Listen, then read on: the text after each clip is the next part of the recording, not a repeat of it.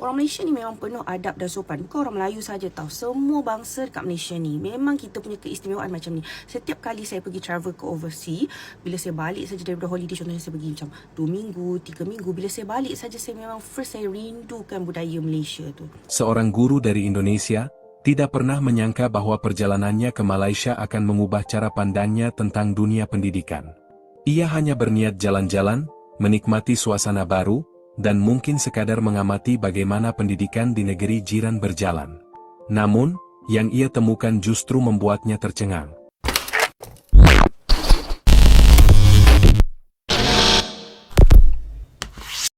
Hai, halo geng. Assalamualaikum warahmatullahi wabarakatuh. Berjumpa kembali dengan saya, Zainal Satori. Sebelum video ini saya mulai, gimana kabarnya kalian semua? Semoga semua yang menonton video ini baik-baik saja, dimurahkan rezekinya, selalu berpikiran yang positif dan dijauhkan dari mara bahaya oleh Tuhan Yang Maha Esa. Keistimewaan budaya Malaysia lagi-lagi mendunia. Ini ada salah satu seorang wanita pelajar ya, dari Malaysia. Dia orang itu pergi ke beberapa negara, geng. Dan setelah pergi ke beberapa negara, menjumpai ada salah satu seorang cikgu yang lebih memilih Malaysia. Kenapa hal tersebut? Kenapa harus milih Malaysia? Kenapa bukan Indonesia? Ternyata ada alasan-alasan tertentu. Kita simak dulu videonya. Apa pandangan lecturers and professors dekat Rusia ni terhadap student Malaysia? Kat sana, lecturers dia, professor memang nak sangat ajar kelas Malaysian. So dia ada banyak kelas, dia ada dua aliran bahasa. Satu English course, so ini untuk student foreigners lah. So ada dari Arab, dari India, ada dari China dan ada dari Malaysia. Tapi ada Indonesia juga tak ada aliran yang belajar perubatan dalam bahasa Rusia. Ini adalah mainly rakyat Rusia sendirilah. Jadi lecturers selalu bagi tahu yang mereka selalu nak sangat ajar kelas Malaysian. Sebab apa? Sebab kata cikgu-cikgu ni, Malaysia ni baik, sangat hormat. Lecturer cakap kat depan semua diam saja. Nakal-nakal kita lah, kita rasa kita dah nakal. Sebenarnya rupanya akhlak kita tu standard tau. Hormat pada cikgu, buat homework, kita cakap dengan nada yang very respectful lah. Cikgu lah, kita kan diajar adab ya cikgu, jadi kita tak bising dan sangat mudah nak mereka dekat bilik guru ni kan. Mereka ceritalah kan. Lalu berbincang, kenapa orang Malaysia ni semua macam ni, student dia cakap lembut-lembut, baik-baik, kemudian dengar kata, kemudian satu negara dia orang ni macam ni. Mula-mula kita tak faham tau. Bila saya tengok lah kelas-kelas pelajar lain, okay, kalau kelas student India, southern part of India, dia memang suka bercakap. Kadang-kadang kita kan gabung kelas dengan mereka, jadi okay, memang mereka ni suka bercakap dalam kelas. Walaupun lecturer dekat depan, dia boleh bercakap kuat-kuat, laju-laju, berbual. Macam kita ni kan kalau nak berbual-bual macam, ataupun kita tulis pas kan, cara kita lah. Asian pula, mereka pun quite juga very loud sebab mereka kan memang jenis suara kuat. Jadi rupanya itulah pandangan mereka terhadap rakyat Malaysia, orang Malaysia. Lalu dia tanya, macam mana orang Malaysia ni, mak bapak dia, cikgu dia boleh ajar pelajar Malaysia ni bagus-bagus macam ni, saya tak faham.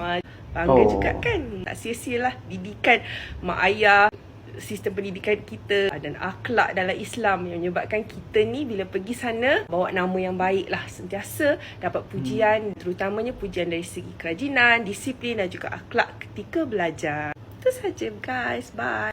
Orang Malaysia ni memang penuh adab dan sopan. Bukan orang Melayu saja tau. Semua bangsa dekat Malaysia ni memang kita punya keistimewaan macam ni. Setiap kali saya pergi travel ke overseas, bila saya balik saja daripada holiday, contohnya saya pergi macam 2 minggu, 3 minggu, bila saya balik saja saya memang first saya rindukan budaya Malaysia tu. Sebab kita ni kalau kat sini, kita ni mudah tersenyum.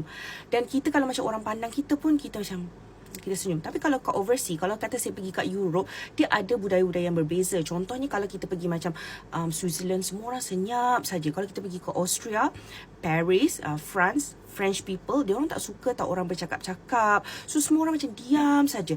You tak boleh pandang-pandang orang. So kalau kata you pandang orang, dia orang pun takkan pandang you, and they will never smile at you at all. So benda tu actually bila kita pergi overseas, kita kena adapt lah kepada budaya mereka. Sebab doesn't mean budaya mereka tu tak betul. Cuma kita sebagai orang Malaysia yang dah biasa dengan hospitality Malaysian, kita akan rasa rindu sebab Malaysia ni lain. That's why kalau korang tengok dekat YouTube semua, Mak Saleh akan cakap hospitality kat Malaysia ni sangat-sangat terbaik. Dan ramai orang-orang dari US, orang-orang dari Europe yang pindah menjadikan Malaysia ni sebagai second home under Malaysian second home. Sebab Malaysia ni first, cost of living tu rendah, and then diorang kata diorang dah bayar yang murah tapi dapat duduk dekat satu kondo yang ada semua facilities. Dekat sana tak ada. Apartment dekat sana, kalau korang pergi kat Europe, apartment diorang, apartment lama, dia tak adalah swimming pool ke, playground ke, trekking, jogging ke, ataupun court badminton. Tak ada, semua tu tak ada. Tapi kalau kat Malaysia ni, kita punya kondo ada facilities. Sekurang-kurangnya mesti ada playground untuk anak-anak. Jadi sangat seronok, sangat-sangat mesra untuk family. That's why lah, I selalu tengok YouTube foreigners yang bila diorang datang kat Malaysia, diorang akan sangat-sangat in love. Masa saya kecil, saya ada banyak, saya macam nomad lah kan, selalu ikut ibu ayah belajar dekat overseas. So jadi macam masa baby pun dah kena pindah duduk dekat UK. Ibu saya sambung belajar dekat sana buat PhD. Kemudian ayah saya pindah ke New Zealand pula masa sekolah rendah, jadi saya bersekolah kat sana. Jadi saya ni banyak membesar dekat luar negara juga dan membesar dekat Malaysia. Tapi kalau saya macam belas-belasan, 20, saya mungkin akan rasa seronoknya duduk dekat luar negara. Tapi bila saya dah masuk macam 30s, kita dah tengok banyak dan kita akan compare, kita akan rasa ya Allah, negara aku memang paling terbaik untuk membesarkan anak-anak dengan gaya hidup orang Islam. Sebab dekat sana, kalau you travel, you akan rindu sangat nak dengar bunyi azan. Kalau kat sini kita dah biasa kan azan 5 waktu kan.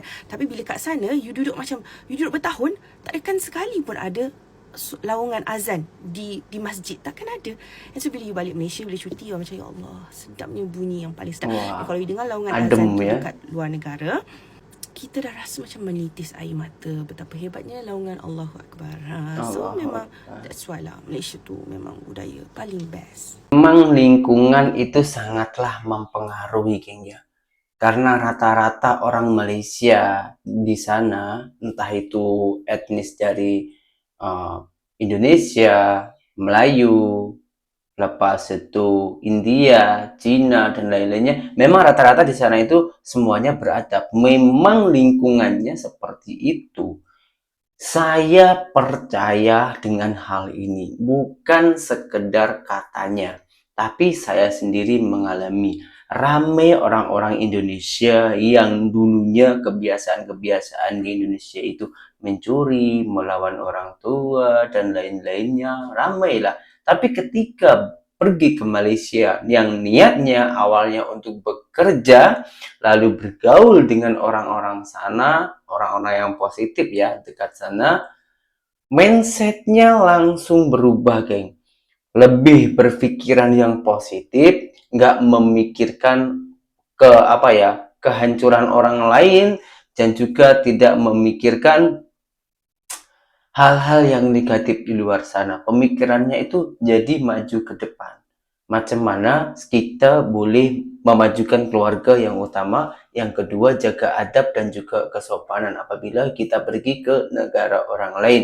Dan setelah pergi ke Malaysia, pulang lagi ke Indonesia, pastinya rindu. Dan yang membuat saya sangat-sangat terima kasih, kebiasaan-kebiasaan saat di Malaysia, adab dan juga kesopanan itu boleh kami bawa di Indonesia. Terima kasih. Jujur, saya pun juga lama di sana, geng, 8 tahun. Ramai ataupun banyak yang ilmu yang saya dapat di sana. Tentunya soal adab dan juga kesopanan. Bukan hanya seorang pekerja saja, geng. Bahkan seorang cikgu Indonesia yang awalnya itu berkunjung, berjalan-jalan di sana, tapi shock ketika tahu adab dan juga budaya siswa dan siswi ataupun murid-murid di Malaysia. Ini membuat cikgu ini merubah mindsetnya. Kita tengok dulu cerita yang sederhana. Mas Iqbal, seorang Oh, guru Mas dari Iqbal, Indonesia, ya. tidak pernah menyangka bahwa perjalanannya ke Malaysia akan mengubah cara pandangnya tentang dunia pendidikan. Ia hanya berniat jalan-jalan, menikmati suasana baru, dan mungkin sekadar mengamati bagaimana pendidikan di negeri jiran berjalan. Namun, yang ia temukan justru membuatnya tercengang. Saat pagi hari, Mas Iqbal sedang duduk di sebuah kedai kopi dekat sekolah di Kuala Lumpur. Sambil menikmati segelas teh tarik, matanya tertuju pada gerombolan siswa yang baru datang ke sekolah. Pemandangan yang ia saksikan membuatnya tak percaya. Para siswa mengenakan seragam yang rapi, berjalan dengan tertib, dan yang paling mengejutkan, mereka semua menyapa guru-guru dengan penuh hormat sebelum masuk ke kelas. "Assalamualaikum, Cikgu," ujar seorang murid sambil menundukkan kepala sebagai tanda hormat. Mas Iqbal tertegun. Ia tidak terbiasa melihat pemandangan seperti ini di Indonesia. Di tempatnya mengajar, tak jarang siswa masuk kelas dengan santai, bahkan ada yang datang terlambat tanpa rasa bersalah. Lebih mengejutkan lagi, di Malaysia, tidak ada suara siswa berteriak-teriak di koridor atau bermain kasar saat istirahat. Semua terlihat begitu tertib dan disiplin. Saat jam pulang sekolah, Mas Iqbal kembali mengamati. Kali ini, ia semakin takjub. Para siswa berpamitan kepada guru-guru mereka dengan sikap penuh sopan santun. Tidak ada suara gaduh, tidak ada tawuran, dan tidak ada siswa yang berkeliaran tanpa tujuan. Kenapa di sini murid-muridnya bisa sebaik ini, batinnya. Mas Iqbal tak bisa menghindari perasaan sedih ketika membandingkannya dengan kondisi di banyak sekolah di Indonesia. Di sana, tawuran pelajar masih sering terjadi, bahkan ada siswa yang berani melawan atau meremehkan guru. Tidak jarang berita tentang guru yang dibuli atau bahkan disakiti oleh muridnya sendiri muncul di media. Selama beberapa hari di Malaysia, Mas Iqbal mencoba mencari tahu apa rahasia di balik kedisiplinan dan kesopanan siswa-siswa di sana. Ia berbincang dengan beberapa guru setempat dan mengetahui bahwa di Malaysia, pendidikan karakter menjadi hal utama. Sejak dini, anak-anak diajarkan untuk menghormati guru, disiplin, dan memiliki tanggung jawab terhadap pendidikan mereka. Sistem pendidikan yang diterapkan benar-benar menanamkan nilai-nilai moral yang kuat. Mas Iqbal merasa bahwa Indonesia bisa belajar banyak dari Malaysia dalam hal pendidikan. Ia bertekad, sepulangnya nanti, ia akan mencoba menerapkan apa yang ia pelajari. Ia ingin melihat perubahan di sekolahnya sendiri, agar para siswa bisa tumbuh menjadi pribadi yang lebih baik, lebih sopan, dan lebih menghargai guru-guru mereka. Perjalanan yang awalnya hanya untuk jalan-jalan, ternyata menjadi pelajaran hidup yang begitu berarti bagi Mas Iqbal. Kini, ia pulang dengan semangat baru, membawa harapan agar pendidikan di Indonesia suatu hari nanti bisa menjadi lebih baik. Sepulang dari Malaysia, Mas Iqbal merasa pikirannya terbuka lebar. Ia tidak bisa melupakan bagaimana disiplin dan sopannya para siswa di sana. Hatinya semakin terpanggil untuk membawa perubahan di sekolah tempat ia mengajar di Indonesia. Namun, ia sadar ini bukan tugas yang mudah. Sudah terlalu lama budaya di sekolahnya terjebak dalam kebiasaan buruk, siswa yang kurang disiplin, tidak menghormati guru, dan bahkan tawuran yang masih sering terjadi. Mas Iqbal tahu, jika ia ingin mengubah sesuatu, ia harus memulai dari hal kecil. Hari pertama kembali mengajar, Mas Iqbal berdiri di depan kelas dengan senyuman. Namun, tidak butuh waktu lama sebelum salah satu murid datang terlambat tanpa rasa bersalah. "Kenapa terlambat, Rizky?" tanya Mas Iqbal dengan lembut. "Ketiduran, Pak," jawab Rizky santai. Dulu, mungkin Mas Iqbal hanya akan menegur dan melanjutkan pelajaran. Tapi kali ini berbeda. Di Malaysia, aku melihat murid-murid datang ke sekolah dengan penuh tanggung jawab. Mereka tahu bahwa keterlambatan bukan cuma soal waktu, tapi soal menghargai pendidikan.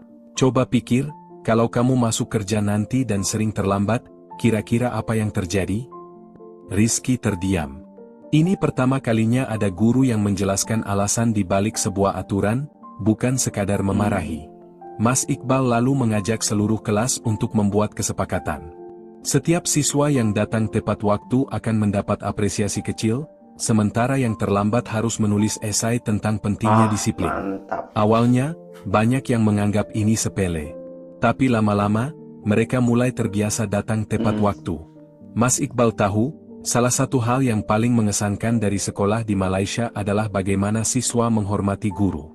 Ia pun mulai menerapkan aturan baru. Setiap murid harus menyapa guru saat datang dan berpamitan saat pulang. "Selamat pagi, Pak," ujar seorang murid dengan suara lantang keesokan harinya. Mas Iqbal tersenyum. Ini kemajuan.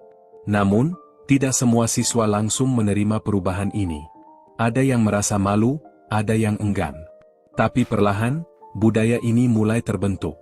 Masalah terbesar di sekolah Mas Iqbal adalah tawuran. Setiap kali ada pertandingan antar sekolah, selalu berakhir dengan perkelahian. Iya lagi. Mas Iqbal ingin menghentikan ini. Ia mulai mengadakan sesi diskusi dengan siswa-siswa yang sering terlibat tawuran. "Kenapa kalian tawuran?" tanyanya suatu hari.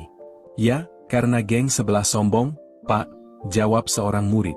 Mas Iqbal lalu menceritakan pengalamannya di Malaysia, bagaimana siswa di sana bersaing lewat prestasi, bukan kekerasan. Bandingnya. "Apa kalian tidak ingin dikenal karena kepintaran dan keberanian dalam hal yang positif? Bukan karena berkelahi di jalan?" Pelan-pelan, siswa mulai berpikir ulang. Dengan kerja sama guru-guru lain, Mas Iqbal membuat berbagai kegiatan seperti lomba, mentoring, dan kelas diskusi agar siswa memiliki tempat untuk menyalurkan energi mereka dengan cara yang lebih baik.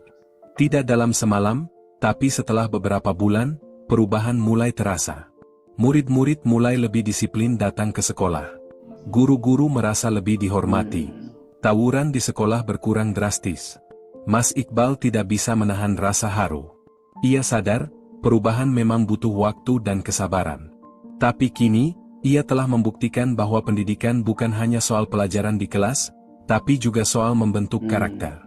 "Aku yakin, kalau kita terus berusaha, suatu hari nanti, sekolah-sekolah di Indonesia bisa seperti di Malaysia. Amin ya rabbal alamin. Bahkan, bisa lebih baik lagi." Malam itu, Mas Iqbal duduk sendirian di ruang guru. Ia menatap keluar jendela, melihat halaman sekolah yang kini terasa berbeda. Tidak ada lagi kerumunan siswa yang berteriak tanpa arah, tidak ada lagi wajah-wajah penuh emosi yang siap bertengkar. Yang ada hanyalah tawa riang anak-anak yang kini lebih menghargai sekolah, lebih menghormati guru, dan lebih peduli pada masa depan mereka. Tiba-tiba, seorang murid datang mendekat. "Pak, besok saya ingin jadi guru seperti Bapak. Saya ingin membuat perubahan juga," katanya dengan mata berbinar. Mas Iqbal terdiam. Dadanya terasa sesak oleh haru. Semua perjuangan, semua usaha, semua tantangan yang ia lalui akhirnya mulai membuahkan hasil. Ia menarik napas dalam, lalu tersenyum. "Jadilah lebih baik dariku. Karena perubahan bukan hanya tugas seorang guru, tapi tugas kita semua." Malam itu, Mas Iqbal pulang dengan langkah ringan. Ia sadar, mungkin ia tidak bisa mengubah dunia dalam sekejap. Tapi jika satu sekolah bisa berubah, jika satu anak bisa bermimpi lebih besar, maka harapan itu masih ada. Dan siapa tahu, mungkin hari ini hanya satu sekolah, tapi besok, bisa jadi seluruh negeri. Saya ucapkan banyak-banyak terima kasih kepada Malaysia telah merubah murid-murid Indonesia yang menjadi jauh lebih baik ya. Nah, ini cerita fakta. Memang pada dasarnya di Malaysia itu sejak dini, sejak kecil itu sudah diajarkan. Jadi rata-rata orang Malaysia atau mindset orang Malaysia sebelum dikasih ilmu, sebelum disekolahkan ke sekolahan untuk mengejar ilmu, di rumah pun sudah diajarkan tentang adab dan juga kesopanan. Maka dari itu, cikgu-cikgu Malaysia itu lebih mudah untuk memberi pelajaran dan juga peraturan-peraturan yang sudah ada gitu, geng. Sementara di Indonesia, kenapa cikgu tersebut itu pelik dan macam mana pendidikan di Indonesia saat ini adalah cikgu yang bijak. Kalau cikgu yang kurang bijak, apa dah jadi apabila dengan murid-murid Indonesia yang viral dengan berjoget-joget ria macam video ini? Ini gue nggak salah lihat. Sekarang hal kayak gini udah jadi normal kah di sekolah? Anak laki-laki masih SD pakai seragam ketat, joget-joget, emang bikin bingung. Kok bisa dia kayak gini? Tapi yang lebih ngebingungin lagi, itu ada guru-guru ikut dalam video ini. Apa ini guru-guru mensupport kelakuan siswanya kayak gini? Bingung gue, apa Apa yang ada di pikiran guru-gurunya? Apa mereka pikir ini salah satu siswa bertalenta menurut mereka? Pas bikin video itu, mungkin dalam hati guru-gurunya, anak ini punya bakat. Anak ini harus ditunjukkan ke publik. Agar semua tahu bahwa sekolah kita memiliki anak yang berprestasi seperti ini. Kayak gitu kali ya. Jangan ya deh ya. Kalau menurut kalian gimana? Prestasi berjoget-joget. Wah, ini sungguh memalukan. Hal macam ini sangat diharamkan di Malaysia. Karena ini sudah di luar kurikulum Malaysia. Sudah nggak ada ajaran-ajaran Malaysia. Di luar ajaran-ajaran ini, geng. Kenapa? Kalau di Indonesia itu malahan disupport oleh guru-gurunya. Apa karena guru-guru di Indonesia itu digaji yang murah, yang rendah?